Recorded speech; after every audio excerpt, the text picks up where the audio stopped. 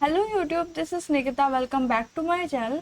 अपनी NCERT series को आगे बढ़ाते हुए आज हम क्लास 7 का लास्ट चैप्टर लाए एक नए तरीके से। इस चैप्टर को अच्छे से समझने के लिए वीडियो को एंड तक ज़रूर देखिएगा। चलिए स्टार्ट करते हैं अपना चैप्टर। क्या आज हमें नया सीखने के लिए मिलता है। चैप्टर का नेम है वेस्ट वाटर स्टोरी। आज हम जानेंगे हम कैसे पानी को गंदा करते हैं, उसके बाद कैसे उसको साफ किया जाता है, कैसे हमें साफ पानी, वही हमारा जो गंदा पानी है, साफ होकर के पीने के लिए और बाकी सारे कामों के लिए हमें घर में वापस मिलता है। All of us use waste water in our homes and make it dirty. हम लोग सभी अपने घर में पानी यूज करते हैं और उसे गंदा करते हैं। Dirty, are you surprise? क्या आप इस वर्ड को, इस डर्टी वर्ड को सुनकर सरप्राइज है? Rich in leather mixed with oil, black brown water that goes down the drains from sinks, showers, toilets, laundries is dirty. मतलब कोई भी पानी या वो ऑयल के साथ मिक्स हो, ब्लैक ब्राउन कलर का हो, रिच हो किसमें, लेदर में, मतलब बहुत सारी उसके साथ क्या हो, इम्प्योरिटीज मिक्स हो। कोई भी पानी जब बर्तन साफ करने के बाद वो सिंक में जाता है, नहाने के बाद शावर से जो हमारे ड्रेनेज में जाता है, टॉयलेट्स का पानी, लॉन्ड्रीज का पानी, वो सारा हमारा वेस्ट वाटर कहलाता है। This use water should not be wasted. जो हमारा ये एक बार पानी यूज हो जाता है, क्या वो वेस्ट नहीं होता? दिस यूज वाटर, जो यूज हो रखा है water, should not be wasted, हमें वेस्ट नहीं करना चाहिए। We must clean it up by removing pollutants. हमें क्या करना चाहिए? उस पानी के पॉल्यूटेंट्स जो है उनको रिमूव कर देना चाहिए। Have you ever thought where the waste water goes and what happened to it? मतलब ये वेस्ट वाटर कहाँ जाता है और उसके साथ फिर क्या होता है। अब है हमारा 18.1 जो है वाटर आर लाइफलाइन, कि जो पानी है वो हमारा किस तरीके से लाइफलाइन होता है। Clean water is basic need of human being. साफ पानी ह्यूमन बीइंग की एक बेसिक नीड है। Let us make a mind map of the many uses of clean water. एक माइंड मैप बनाएंगे 18.1 एक्टिविटी में। उसमें देखेंगे कि हमारा जो साफ पानी वो हम किस किस चीज में यूज करते हैं। तो आप देख सकते हैं कि आपको एक राउंड सा दिया हुआ है, मेजर वाला, मिडल वाला, उसमें क्लीन वाटर आपको दिया हुआ है कि आप उसके बाद फिर आपको सर्कल्स उससे ज्वाइन दिखाई दे रहे हैं। उसमें आपको लिखना है कि आप किस किस चीज में ये क्लीन वाटर यूज करेंगे। जैसे फर्स्ट उन्होंने मेंशन किया हुआ है आपके बुक में ड्रिंकिंग। आप यहाँ पर लिख सकते हैं कि आप फूड प्रिपेयर करने में, फूड कुक करने में यूज कर सकते हैं। और वॉशिंग क्लोथ्स के लिए आप साफ पानी यूज करते हैं। और पीने के लिए आपने मेंशन किया हुआ है इसमें। और आप किस काम के लिए, नहाने के लिए आप साफ पानी यूज करते हैं। आगे देखते हैं।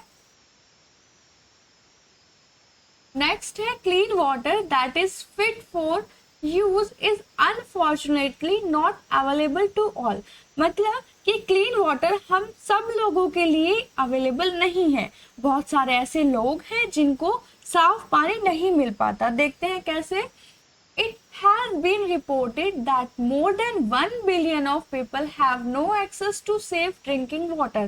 मतलब अप्रॉक्स 1 बिलियन पीपल ऐसे हैं जिनके पास साफ पानी नहीं है।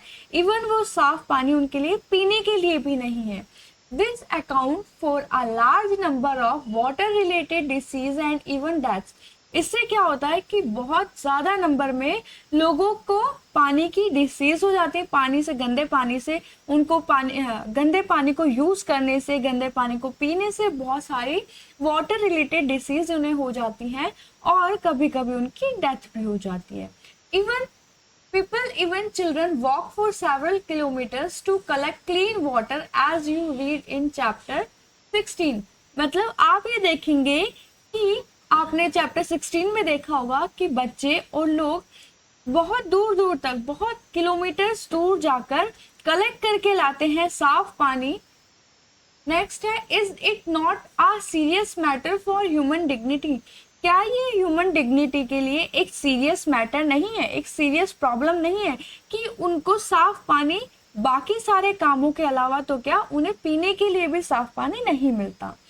नेक्स्ट है, you have studied in chapter 16 about the increasing scarcity of fresh water due to population growth, pollution, industrial development, mismanagement and other factors.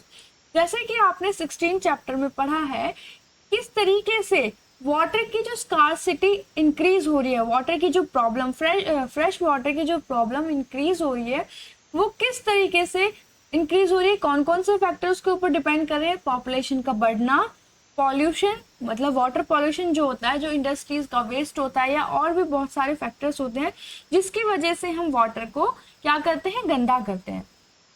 Industrial development जो हो रहे हैं उससे भी हमारा क्या होता है? पानी गंदा होता है। और हम जो पानी का मिसमैनेजमेंट करते हैं, अच्छे से जो यूज नहीं करते, वो सारे फैक्टर्स हमने देखे अपने 16 चैप्टर में, किस तरीके से वाटर को, फ्रेश वाटर को गंदे करने में हेल्प कर रहे हैं। ठीक है, नेक्स्ट है realising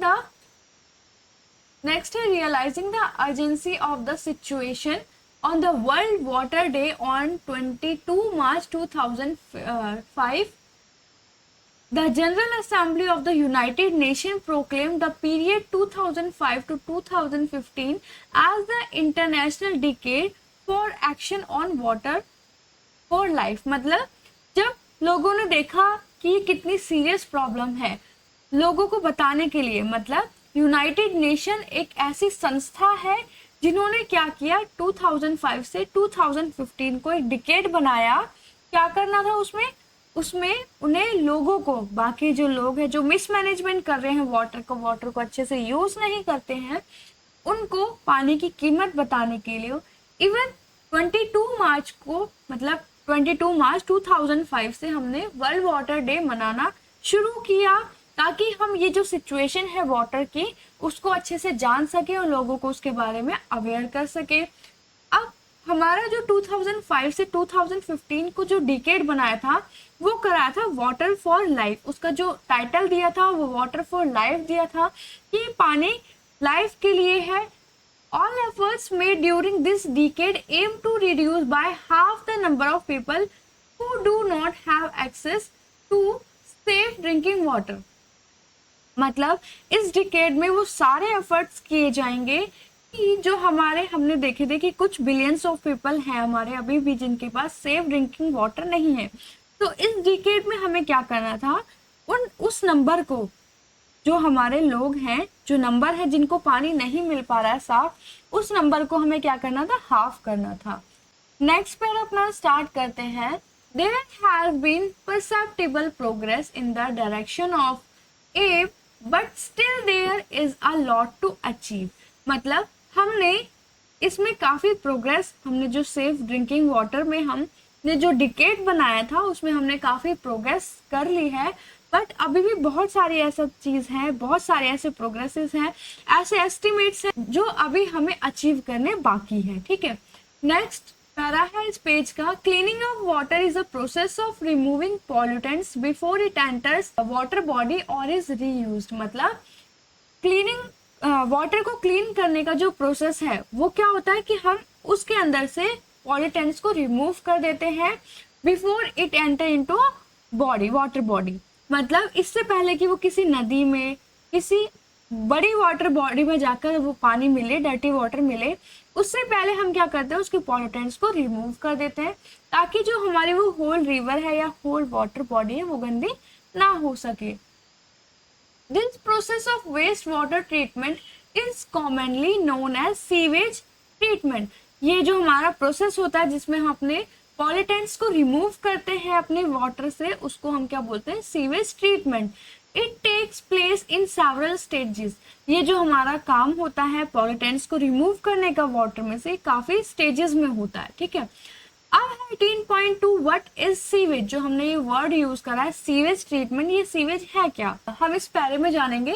sewage is waste water released by homes, industries, hospitals, office and other users. मतलब सीवेज हमारा वो वेस्ट वाटर होता है, वो गंदा पानी होता है जो कि हमारे घरों से यूज करने के बाद निकलता है, या फिर इंडस्ट्रीज, हॉस्पिटल्स में से जो पानी यूज होने के बाद निकलता है। ठीक है, it also includes rain water that has run down the street during a storm और हैविंग रेन।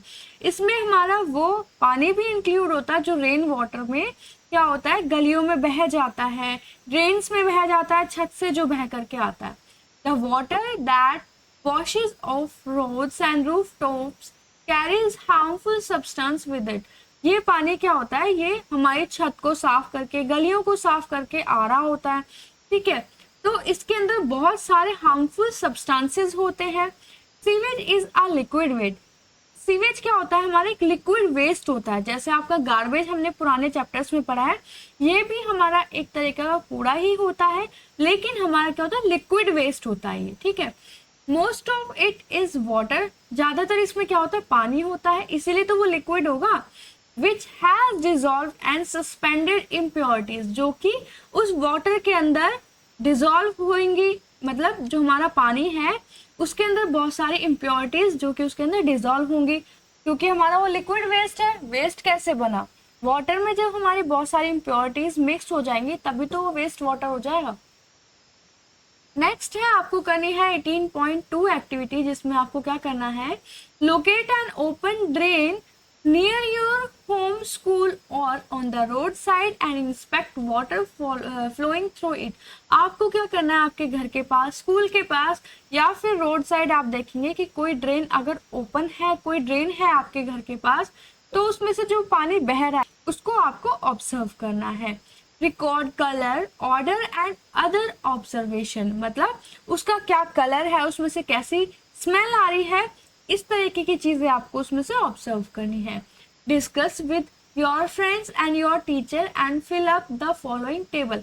आपको ये अपने फ्रेंड्स के साथ और टीचर्स के साथ क्या करना, डिस्कस करना है, और नीचे जो ये पैरा दिया हुआ है, आपको जो टेबल दिया हुआ है, इसको फिलअप करना है। नेक्स्ट पैरा देखेंगे, we know that sewage is a complex mixture containing suspended solids. हमारा जो सीवेज होता है वो एक कॉम्प्लेक्स मिक्सचर होता है जिसके अंदर क्या होता है, सॉलिड्स होते हैं, ऑर्गेनिक सॉलिड और इनऑर्गेनिक इम्प्योरिटीज होती है, न्यूट्रिएंट्स होते हैं, सैप्रोफाइट्स होते हैं and other disease causing bacterias होते हैं, बहुत सारे माइक्रोब्स भी होते हैं।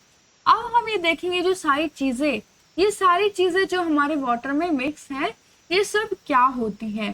जैसे सैप्रोफाइट्स आपने पुराने चैप्टर में देखे होंगे, क्या होते हैं ये एक तरीके के माइक्रो ऑर्गेनिज्म होते हैं जो कि किसी और ऑर्गेनिज्म के ऊपर रहते हैं।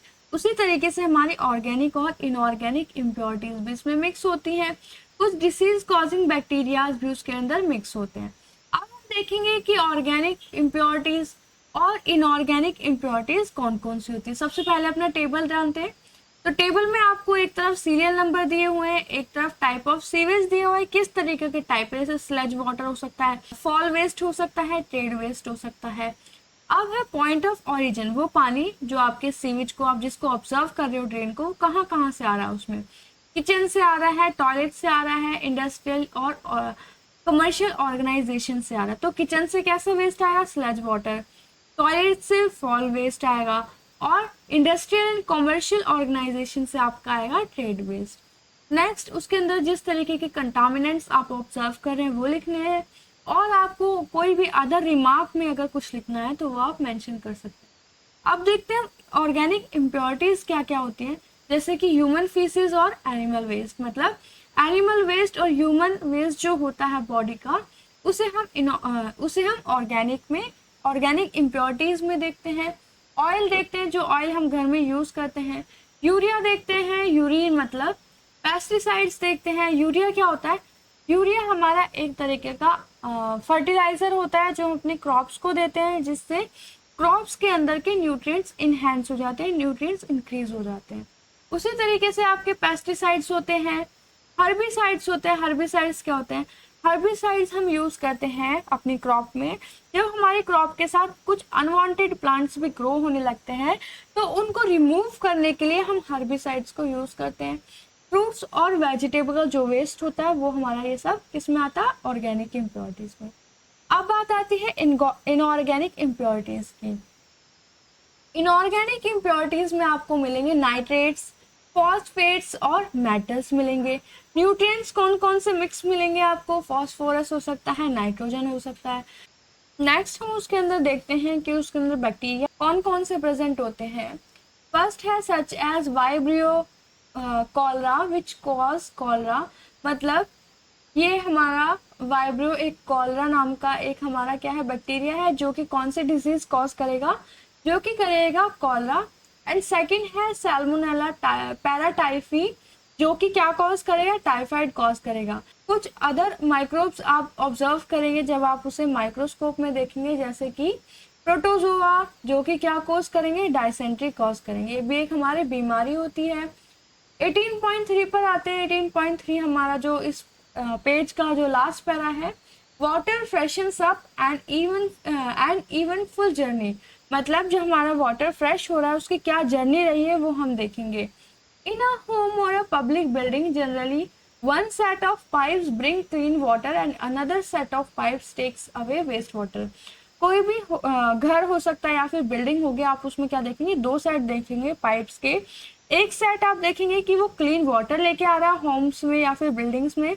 दूसरा सेट आप देखेंगे कि वही जो दूसरे सेट के आपके पाइप्स है वो क्या कर रहे हैं, वेस्ट वाटर लेकर जा रहे हैं वहां से। ठीक है, imagine that we could see through the ground, we would see a network of a big and small pipes। हम क्या देखेंगे, जैसे हम ग्राउंड में देखेंगे जब ये पाइप्स डिग हो रहे हों, या फिर आप जब आपके घर के आसपास कहीं खुदाई हो रही हो तब आपको ये पाइप्स देखने के लिए मिलेंगे। आप क्या देखेंगे, एक नेटवर्क है कुछ बड़े पाइप्स और छोटे पाइप्स का, जो कि क्या कहलाता है, सीवर्स कहलाता है। फॉर्मिंग द सीवरेज, जो कि क्या बनाते हैं, सीवरेज बनाते हैं। It is like a transport system that carries sewage from the point of being produced to the point of disposal। ये एक ट्रांसपोर्ट सिस्टम की तरह काम करता है। कैसे कि सीवेज को कैरी करता है वहां से जहां से वो सीवेज प्रोड्यूस हो रहा है, और उसे कहाँ तक लेके जाता है, जहां पर वो सीवेज डिस्पोज हो रहा है। दैट इज ट्रीटमेंट प्लांट, जो कि क्या होगा कि ट्रीटमेंट प्लांट होगा जहां पे आपका वाटर ट्रीट होगा, साफ होगा। Manholes are located at every 50 metre to 60 metre in the sewage। आप क्या देखेंगे, 50 से 60 मीटर के बीच में आपको क्या दिखाई दे जाएगा, मैनहोल्स दिखाई दे जाएंगे। At the junctions of two or more sewers and at points where there is change in direction। आपको दिखाई देंगे ये वहां पर जहां पर एक से ज्यादा सीवर्स अटैच हो रखे हैं, वहां पे कोई एक होल बना देंगे, मैनहोल बना देंगे, या फिर जहां पर कोई भी सीवर की डायरेक्शन चेंज हो रही हो वहां पर आपको एक ये मैनहोल दिखाई दे जाएगा। नेक्स्ट बात आती है एक्टिविटी 18.3 की, जिसमें आप क्या जानेंगे, study the sewage route in your home school building, do the following. आपको क्या करना है, सीवेज का जो रूट है वो आपको फॉलो करना है। किस तरीके से, make a line diagram of the sewage route. आपको एक लाइन डायग्राम बनाना है अपने सीवेज रूट को ऑब्जर्व करके। Walk down the street or survey the campus to find the number of manholes। आप अपनी गलियों में घूमेंगे और अपने कैंपस में घूमेंगे और कितने नंबर ऑफ मैनहोल्स है ये देखेंगे, और अपना लाइन मैप जो है उसको ड्रॉ करते जाएंगे। If possible observe open drain and record which living organism are found in and around it. अगर आपको कहीं पर ओपन ड्रेन दिखाई दे जाए तो आपको वहां पर रिकॉर्ड करना है कि आप वहां पर कौन कौन से माइक्रो ऑर्गेनिज्म है या कौन कौन से ऑर्गेनिज्म उसके आसपास है आप ऑब्जर्व कर पा रहे हैं, आप ये भी देखेंगे। In case you do not have a sewerage system in your locality, find out how sewerage is being disposed. अगर आपकी लोकेलिटी में इस तरीके को कोई सीवरेज नहीं है तो आप ये देखेंगे कि वो सारा जो सीवेज है वो कहाँ पर डिस्पोज हो रहा है आपकी लोकेलिटी का। ट्रीटमेंट ऑफ पॉल्यूटेड वाटर, अब आप ये देखेंगे जो आपका गंदा पानी है उसको आप कैसे ट्रीटमेंट करेंगे या कैसे ट्रीटमेंट होता है। Perform the following activity, it will help you understand the process that take place at the waste water treatment। आप कुछ फॉलोइंग ये एक्टिविटी 18.4 जो दी गई है इसमें आप क्या जानेंगे कि हमारा जो वेस्ट वाटर है किस तरीके से बड़े बड़े जो ट्रीटमेंट प्लांट्स होते हैं वहां पर प्योर होता है, कैसे साफ होता है। तो आपको क्या करना है, divide yourself into groups to perform the activity. अपने आप को कुछ ग्रुप्स में डिवाइड करना है, आप और आपके जो क्लासमेट्स हैं, आपके फ्रेंड्स हैं, उसमें आपको क्या करना है, एक्टिविटीज के लिए ग्रुप्स में डिवाइड कीजिए और आपको हर स्टेज पे अपना जो ऑब्जर्वेशन है वो नोट डाउन करना है। फर्स्ट आपका क्या दिया हुआ है, fill a large glass jar 3/4 full of water. आपका कोई भी लार्ज ग्लास का जार आपको लेना है, उसको 3/4 पानी से भर देना है, 3/4 आपको पानी से भर देना है। Add some dirty organic matter such as grass pieces और ऑरेंज पील। आप उसमें कुछ डर्टी ऑर्गेनिक मिक्स करेंगे, जैसे कि वो आपकी घास हो सकती है या फिर कुछ ऑरेंज के जो छिलके हो सकते हैं, कुछ स्मॉल अमाउंट में आप डिटर्जेंट उसमें मिक्स कर सकते हैं, कुछ ड्रॉप्स ऑफ इंक आप उसमें ऑब्जर्व कर सकते हैं या फिर डाल सकते हैं, या फिर कोई और कलर भी आप उसमें मिक्स कर सकते हैं। तो जार आप 3/4 कैसे भरेंगे, जैसे ये आपका जार है तो इसे ऊपर से थोड़ा सा खाली छोड़ देना, पूरा आपको फिल कर देना है। नेक्स्ट आपका जो पॉइंट है, उसके बाद आपको क्या करना है, cap the jar, shake it well and let the mixture stand in the son of 2 days। आपको क्या करना है, उस जार को कवर करना है, उस मिक्सचर को शेक करना है और कम से कम 2 दिन के लिए उसको सन में ऐसे छोड़ देना है। After 2 days shake the mixture and pour a small sample into test tube. 2 दिन के बाद उस मिक्सचर को फिर से शेक करना है और उसे थोड़ा सा उसमें से कुछ सैंपल अपने टेस्ट ट्यूब में कर लेना है। ठीक है, नेक्स्ट है label this test tube before treatment sample 1। इसको आगे इस सैंपल को परफॉर्म करने से पहले, ट्रीटमेंट करने से पहले इस ट्यूब को आप सैंपल नंबर 1 इसको नेम करेंगे। हाउ डज इट स्मेल, और ये देखेंगे कि ये स्मेल कैसे कर रहा है, क्या किस तरीके की इसमें से स्मेल आ रही है। नेक्स्ट पॉइंट आप देखेंगे, use an aerator from an aquarium to bubble air through the sample in the glass jar. जिस तरीके से आपके देखते हैं आपके एक्वेरियम में आपका वो जो पंप लगा होता है एरिएशन के लिए, जिससे आपकी जो फिशेस हैं वाटर में जो ऑक्सीजन डिजॉल्व रहती है वो उसके एरिएशन के थ्रू रहती है, तो आप उससे क्या कर सकते हैं, अपने ग्लास जार में एरिएशन प्रोवाइड करा सकते हैं। Allow several hours for aeration, कुछ घंटों के लिए उसको एरिएशन के लिए छोड़ देना। Leave the aerator attach to overnight, और पूरी रात उस एरिएटर को उसी जार में रहने देना। उसके बाद if you do not have an aerator, अगर आपके पास एरिएटर नहीं है, यूज अ मैकेनिकल स्टीरर और अ मिक्सर। आप एक मैकेनिकल स्टीरर ले सकते हैं जिससे आप उसको घुमा सकते हैं, या फिर किसी भी स्टिक की हेल्प से आप अपने मिक्सचर को घुमा सकते हैं। You may have stir it several time, काफी बार आपको क्या करना है, उसको घुमाना है ताकि आपका जो मिक्सचर है उस जार में उसमें प्रॉपर एरिएशन हो सके। नेक्स्ट पॉइंट है the next day when aeration is complete, अगले दिन जब आपका एरिएशन कंप्लीट हो जाएगा, for another sample into a second test tube. अब उसमें से थोड़ा सैंपल अपनी सेकंड वाली जो टेस्ट ट्यूब खाली है आपकी नई, उसमें डाल दीजिए और उसको क्या लेबल नाम करेंगे, नाम क्या उसका लेबल करेंगे, सैंपल नंबर 2। नेक्स्ट देखिए, fold a piece of filter paper to form a cone. एक फिल्टर पेपर ले लीजिए, उसका एक कोन बना लीजिए। Wet the paper with tap water, उसको थोड़ा सा गीला कीजिए टैप वाटर से। And then insert the cone in a funnel, उसके बाद आपने जो कोन बनाया है उसको एक फनल में डाल दीजिए। Mount the funnel on a support, ठीक है, उसके बाद उसे थोड़ी सी सपोर्ट देनी है, जैसे कि आपने क्लास 6 में पढ़ी थी किसी एक्टिविटी में। नेक्स्ट बात है प्लेस लेयर ऑफ सैंड, उसके ऊपर आप क्या डालेंगे, एक लेयर बना देंगे फिल्टर पेपर के ऊपर सैंड की। Fine gravel and finally medium gravel in the funnel, उसके ऊपर क्या डालेंगे, छोटे छोटे पत्थर आप लाके डाल सकते हैं, एक लेयर पत्थर की बना दीजिए सैंड के ऊपर। An actual filtration plant does not use filter paper but the sand filter is several metres deep. होता है क्या, जो आपका जो बड़े बड़े जो ट्रीटमेंट प्लांट्स होते हैं उसमें आपका फिल्टर पेपर यूज नहीं होता, लेकिन हमारी जो सैंड होती है वो सेवरल मीटर्स तक डीप होती है, तो वो भी कहीं ना कहीं वहां पर आपको प्रेजेंट दिखाई देगी, फिल्टर पेपर आपको वहां पर नहीं दिखाई देगा। pour the remaining aerated liquid through the filter into the beakers। अब क्या कीजिए, आपका जो बीकर में और आपके जो टेस्ट ट्यूब्स में जो भी आपका सैंपल पड़ा था, do not allow the liquid to spill over the filter. धीरे धीरे वो जो आपने फिल्टर पेपर का जो कोन बनाया उसमें से पास कराइए।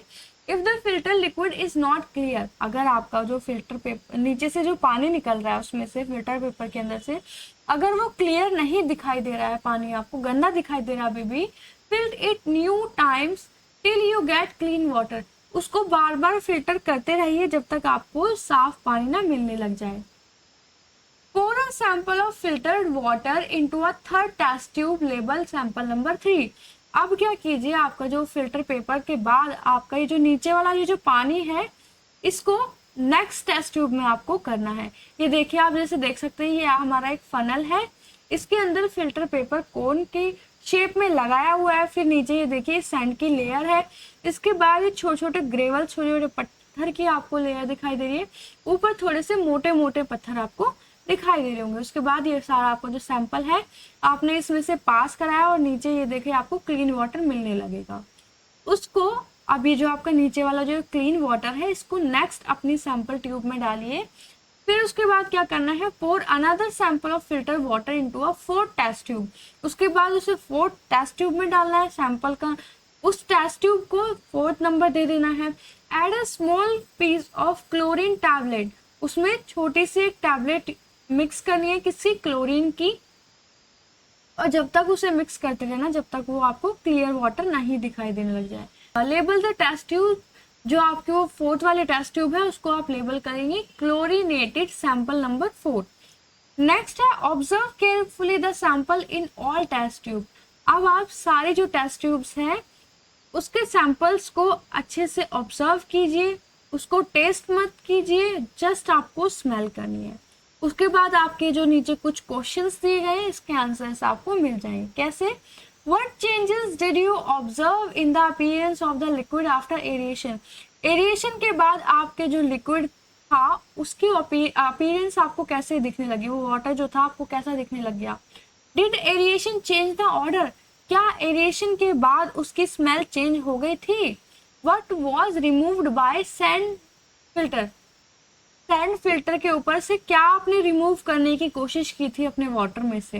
Did chlorine remove the colour, क्या क्लोरीन का कलर जो था क्लोरीन ने उस वाटर का कलर क्या रिमूव कर दिया था। Did chlorine have an order, क्या आपके क्लोरीन के अंदर कोई ऑर्डर है, कोई स्मेल है। Was it was than that of waste water, क्या ये बहुत ज्यादा वॉज था वेस्ट वाटर से। तो अब आप ये सारे क्वेश्चंस के आंसर जब जानेंगे जब आप ये अपनी एक्टिविटी परफॉर्म कर लेंगे।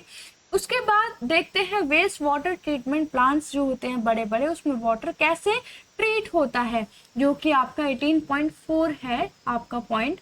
तो उसको रीड करते हैं। Treatment of waste water involve physical, chemical and biological process.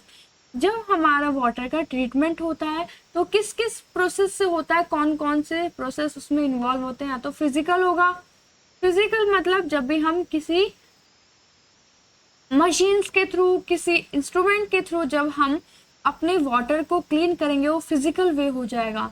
Chemical वे मतलब जैसे हमने क्लोरीन ऐड करा था, कोई भी केमिकल अगर आप ऐड करेंगे तो।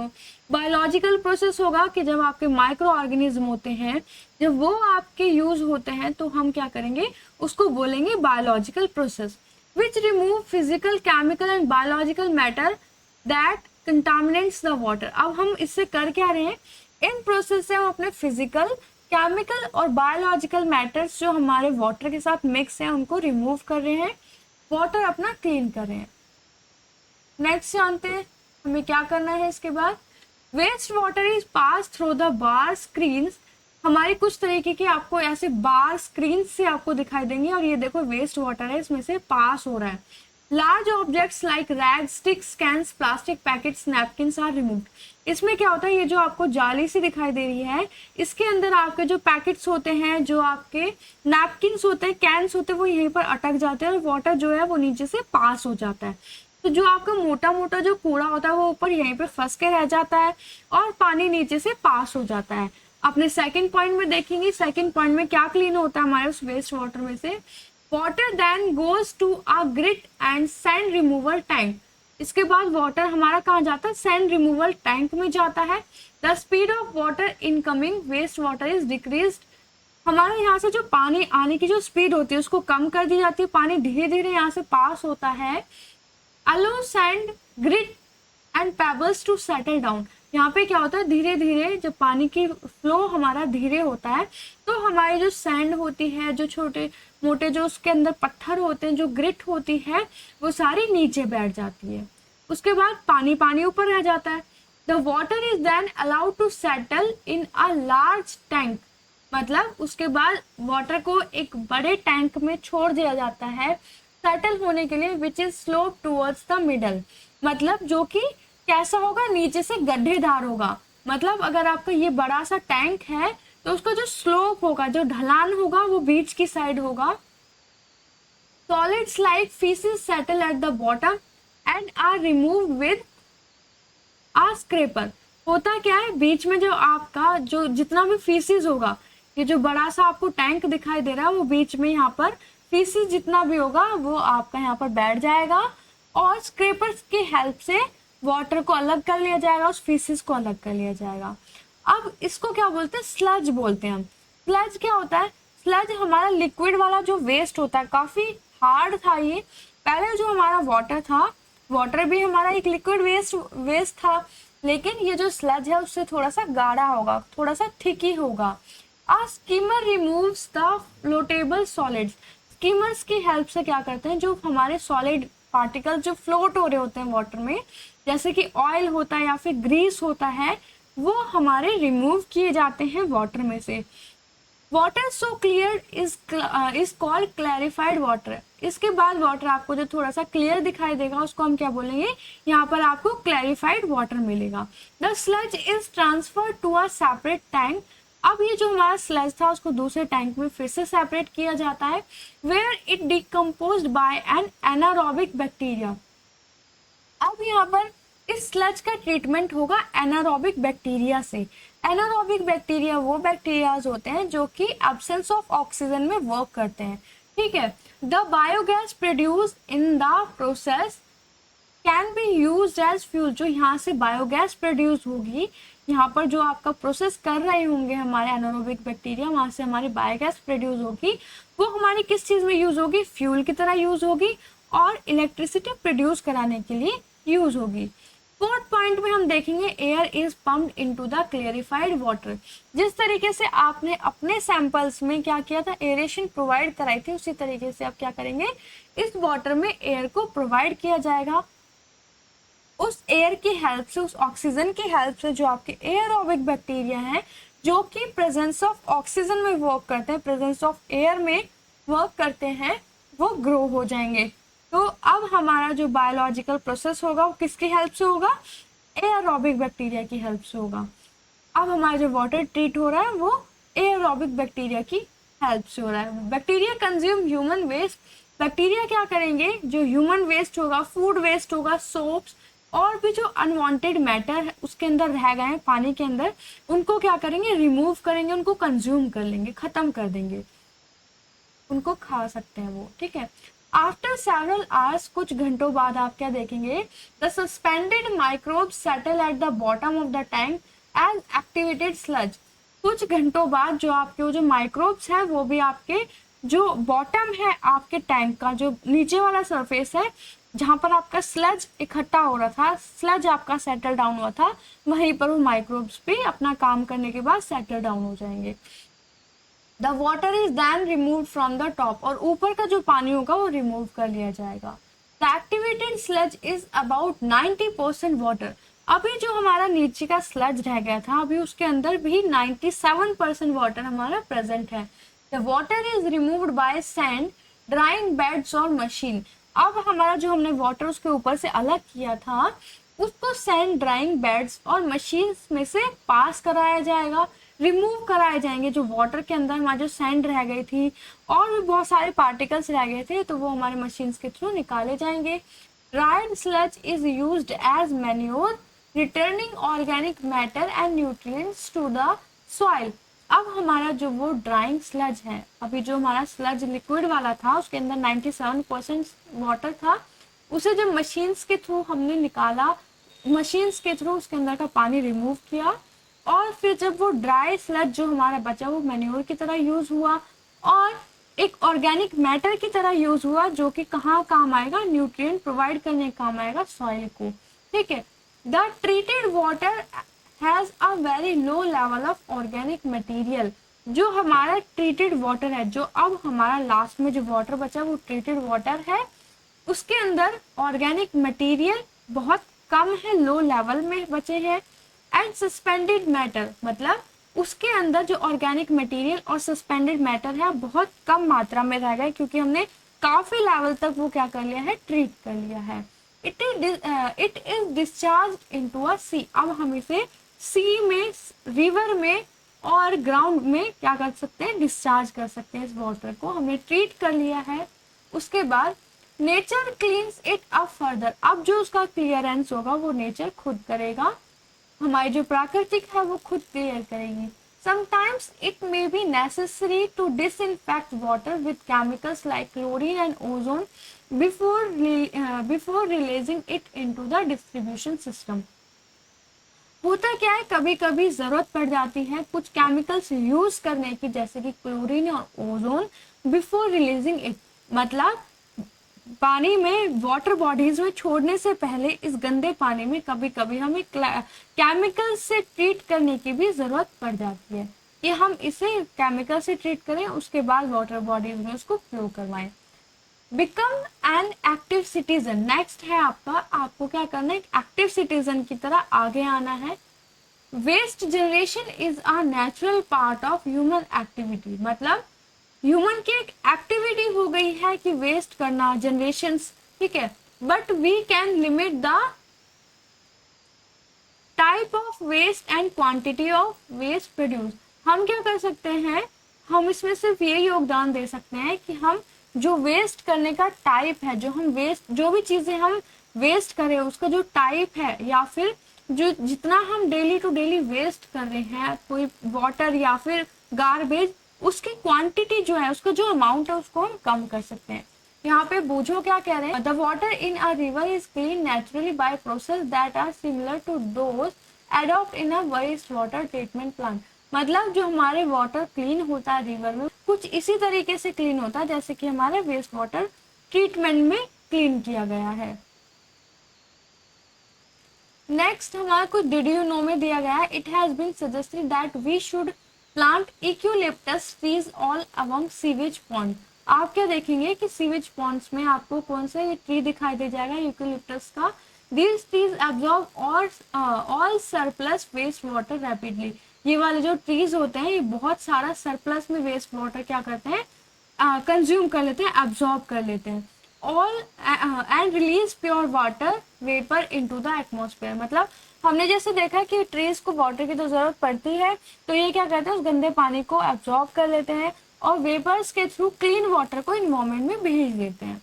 नेक्स्ट अब इस पैरल को आगे देखते हैं. Often we have been repelled by offensive smell. हम क्या कर सकते हैं कि जो उसमें से स्मेल आ रही है उसको किस तरीके से रिपेल कर सकते हैं. The site of open drains is disgusting. जो हमारे ओपन ड्रेन्स होते हैं वहाँ की जो स्मेल होती है, वो जो आसपास का एरिया होता है बहुत ज्यादा गंदा होता है. The situation worsens in the rainy season when the drain start overflowing. और ये सिचुएशन तब और ज्यादा गंदी हो जाती है जब रेनी सीजन होता है और उन ड्रेन्स के अंदर से पानी ओवरफ्लो करने लग जाता है. The situation worsens in the rainy season when the rain is start overflowing. We have to wade through the mud pools on the roads. हम क्या देखेंगे, हमें उस गंदे पानी में से जाना पड़ता है.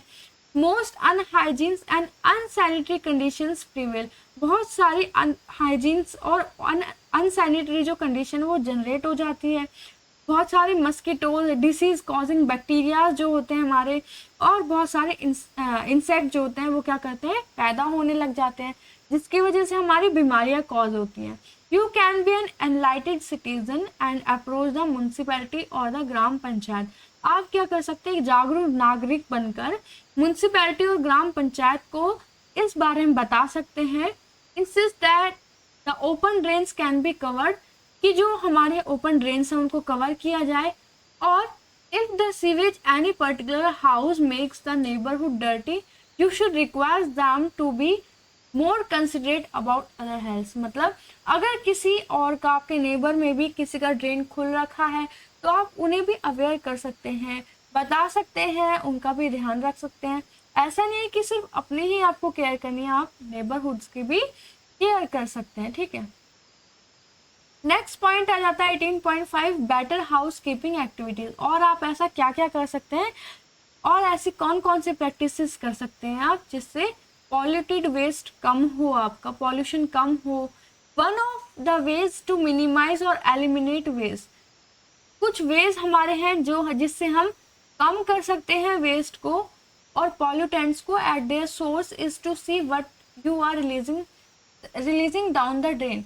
सबसे पहले आप ये देखें कि आप ड्रेन में क्या रिलीज करें, किस तरीके का कूड़ा आप डाल रहे हैं. जैसे कि cooking oil and fats should not be thrown down the drain. जो आप कुकिंग ऑयल यूज़ करते हैं, ऑयल यूज़ करने के बाद जो बच जाता, जो फैट्स होते हैं आपके, उसे आपको ड्रेन्स में नहीं डालना चाहिए। दे कैन बी हार्डन, वो क्या होते हैं, हार्ड हो जाते हैं बाद में और पाइप्स को ब्लॉक कर देते हैं। In an open drain the fats clog the soil pores reducing it's effectiveness in filtering water. ये ऑयल्स क्या करते हैं, जो सॉइल के अंदर के जो पोर्स होते हैं हमारे, उनको कम कर देते हैं, जिससे कि हमारे सॉइल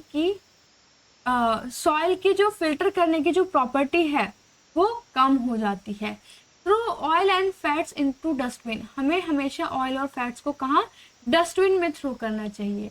नेक्स्ट है हमारा chemicals like paint, solvents, insecticides, motor oil, medicine may kill microbes.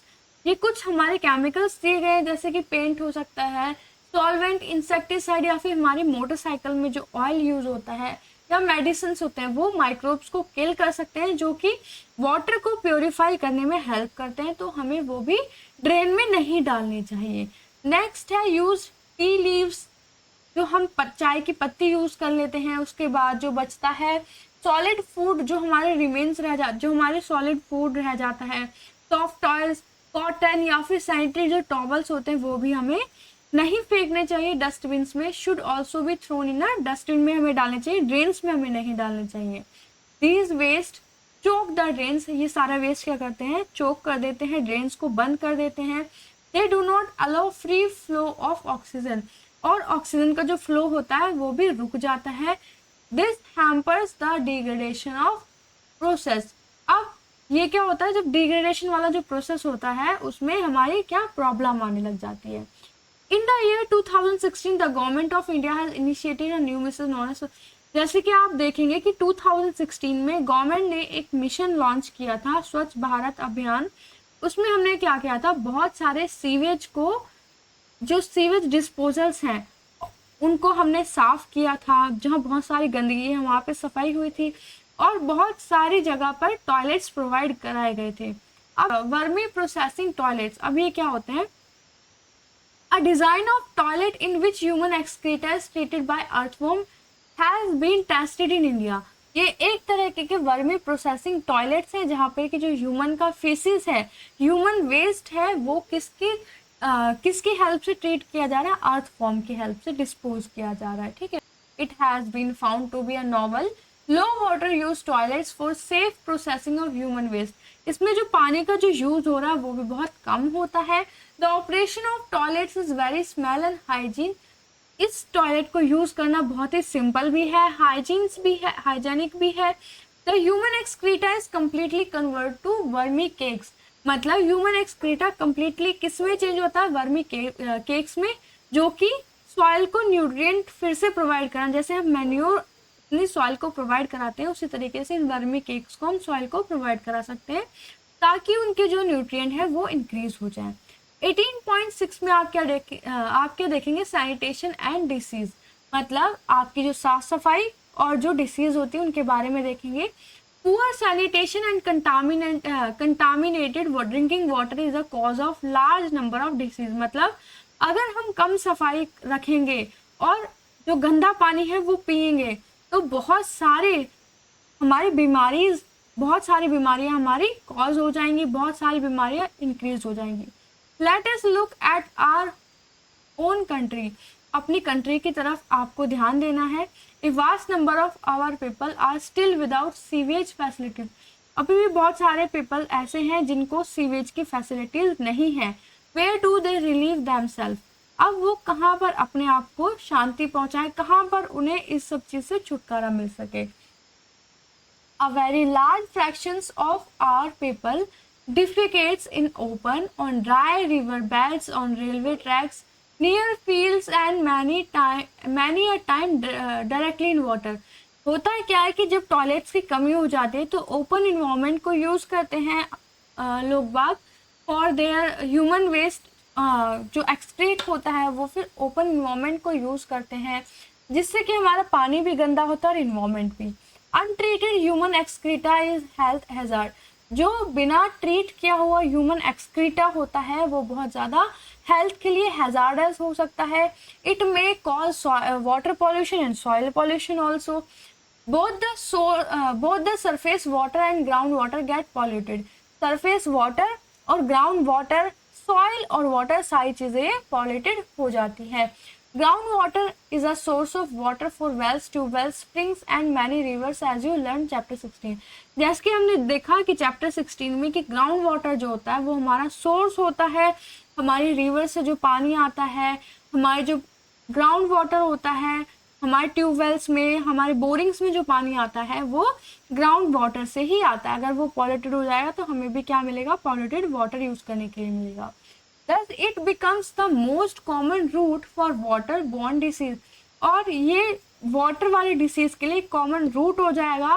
Water वाली जो डिसीज है वो इजीली यहाँ से फैलना शुरू हो जाएंगी। They include cholera, typhoid, polio, meningitis. ये हमारी सारी कुछ बीमारियों को नाम लिखे हुए, जैसे हेपेटाइटिस और डायसेंट्री। ये हमारी सारी वेस्ट वाटर से ही होती हैं सारी बीमारियां। नेक्स्ट देखते हैं 18.7 जो कि है alternative arrangement for sewage disposal. मतलब सीवेज के लिए और मतलब सीवेज को डिस्पोज करने के लिए और कौन कौन से हमारे अल्टरनेटिव ऑप्शंस हो सकते हैं। टू इम्प्रूव सैनिटेशन, अपने सैनिटेशन को इम्प्रूव करने के लिए low cost on site sewage हमारे यूज किए जाते हैं। जैसे कि disposal system are being encourage, जिससे कि हमारा जो डिस्पोजल सिस्टम है वो इस तरीके से एनकरेज हो सके।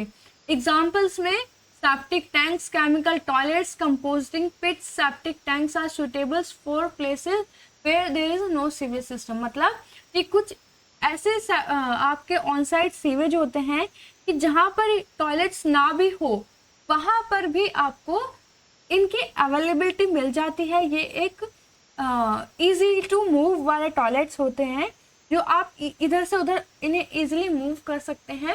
And septic tanks are suitable for places where, और ये बहुत ज़्यादा सुटेबल होते हैं उन जगहों के लिए जहाँ पर टॉयलेट्स की कमी है, जहाँ पर टॉयलेट्स नहीं होते हैं। और उन हॉस्पिटल्स में जो और आइसोलेटेड बिल्डिंग्स या फिर कोई क्लस्टर हो 4-5 हाउसेज का, जैसे कोई जगह है जहाँ पर सिर्फ 4-5 घर बने हुए हैं, तो वहाँ पर ये टॉयलेट्स आप यूज़ कर सकते हैं। Some organisations offer hygienic on site human waste disposal technology. कुछ ऐसे ऑर्गेनाइजेशंस हैं जो कि ह्यूमन वेस्ट डिस्पोजल की टेक्नोलॉजी को यूज़ करती हैं। ठीक है। These toilets do not require scavenging excreta from the toilet seats flow through the covered drain into the biogas plant। इसमें होता क्या है कि आपके टॉयलेट्स का जो एक्सक्रीटा होता है डायरेक्ट सीट के थ्रू वो कहाँ, बायोगैस प्लांट में छोड़ दिया जाता है। मतलब आपके टॉयलेट से डायरेक्ट जो एक्सक्रीटा हो वो बायोगैस प्लांट में पहुंच जाएगा। The biogas produce used as a source of energy, और बायोगैस वहाँ पे प्रोड्यूस होगी तो वो सोर्स ऑफ एनर्जी में यूज होगी। 18.8 में आप पढ़ेंगे sanitization at a public places, कि पब्लिक प्लेसेस पे आप कैसे साफ सफाई, कैसे सैनिटाइजेशन का ध्यान रख सकते हैं। In our country fairs are organise periodically. जैसे आप देखेंगे हमारे देश में मेले जो होते हैं वो पीरियोडिकली बार बार हमारे ऑर्गेनाइज होते रहते हैं कहीं ना कहीं पर। A large number of people participate in them, बहुत सारे लोग इसमें पार्टिसिपेट करते हैं, देखने आते हैं। ठीक है। In the same way railway station, उसी तरीके से railway station, bus stands, airports, hospitals are very busy places. उसी तरीके से ये जो हमारी कुछ प्लेसेस के नाम दिए बहुत ज़्यादा बिजी होते हैं, यहाँ पे बहुत सारे लोग आते हैं। Thousands of people visit dam daily, हज़ारों पीपल यहाँ पर, हज़ारों लोग डेली यहाँ पर विजिट करते हैं। Large amount of waste is generated, तो बहुत सारे लार्ज अमाउंट में वेस्ट क्या होता है, जनरेट होता है यहाँ पर। It must be disposed of properly otherwise epidemics could break out. होगा क्या कि इसको प्रॉपर डिस्पोज करना होना चाहिए, वहाँ पे पूरी फैसिलिटीज होनी चाहिए कि अच्छे से ये जो वेस्ट है वहाँ पर जो जनरेट हो रहा है वो अच्छे से डिस्पोज हो सके, ताकि जो बड़ी एक प्रॉब्लम आने वाली है वो ना आ पाए और अच्छे से साफ सफाई रह सके। The government has laid down certain standards of sanitation but unfortunately they are not strictly enforce. मतलब गवर्नमेंट ने बहुत सारे ऐसे स्टैंडर्ड्स सैनिटाइजेशन के लिए लिए हुए हैं लेकिन वो स्ट्रिक्टली नहीं हो पाते, स्ट्रिक्टली फोर्स नहीं हो पाते हैं, कोई लोग उन्हें अच्छे से फॉलो भी नहीं करते हैं, गंदगी भी फैलाते रहते हैं। However, all of us can contribute in maintaining sanitation at public places. इसलिए हम सब लोगों को इसमें हेल्प करनी चाहिए कि जो पब्लिक प्लेसेस हैं वहां पर अच्छे से सैनिटेशन हो सके। We should not scatter litter anywhere, हमें ऐसे कुछ भी इधर उधर नहीं फेंकना है।